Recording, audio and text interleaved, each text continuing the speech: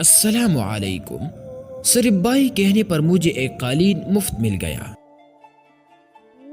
پرانی بات ہے کہ ایک قالین فروش فٹان نے ایک لڑکے کو صرف بائی کہنے پر قالین مفت دے دیا۔ دوستو کہ تم نے ہم کو بائی بولا، ہم اپنی بائی سے پیسے نہیں لے سکتا۔ ہم نے بول دیا نا، ہم یہ جوتا 1000 روپے سے کم پر نہیں دے گا، یہ ہمیں خود 900 کا پڑا ہے۔ دکاندار نے اب قدر سختی سے جواب دیا۔ اسلم کب سے اس بات پر اڑا ہوا تھا کہ وہ جوتے کے 800 روپے ہی دے گا، لیکن دکاندار مان کر ہی نہیں دے رہا تھا۔ اصل میں اس غریب کے پاس اس کے علاوہ صرف کرائے کے پیسے بچے تھے۔ اس کے بیٹے کو کل بھی اسکول میں گھر کے جوتے پہن کر جانے پر سزا ملی تھی۔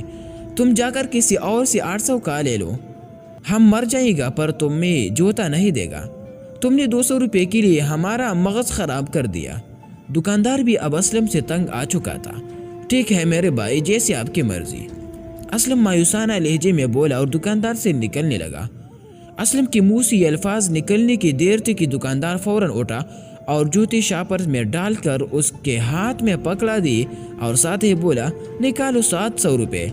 اسلم ہکا بکا ٹکٹکے باندھے دکاندار کو دیکھ رہا تھا۔ وہ حیرتزدہ انداز سے بولا، ابھی تو تم کہہ رہی تھی کہ تمہیں خود ہی جوتا 900 کا پڑا ہے اور تم کسی صورت 800 کا نہیں دو گے، لیکن اب ایسا کیا انقلاب آ گیا کہ تم خود ہی 700 کا دینے پر تیار ہو گئے ہو؟ یہ انقلاب تم نے ہی تو پیدا کیا ہے۔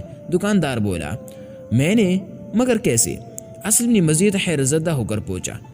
تم نے ابھی ہم کو بائی بولا، بائیوں کے لیے تو انسان جان بھی دے دیتا ہے، یہ تو پھر ایک معمولی سا جوتا ہے۔ 100 روپیہ مزید کم اس لیے کیا کہ ہمارے بھتیجے کے لیے 100 روپے کا کوئی کہانی کا چیز لے جانا۔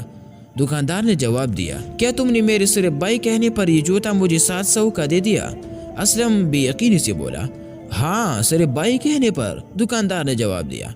اسلم نے 700 روپے دکاندار کو دی اور اس کا شکریہ ادا کرتے ہوئے جوتے لے کر دکان سے باہر نکل گیا۔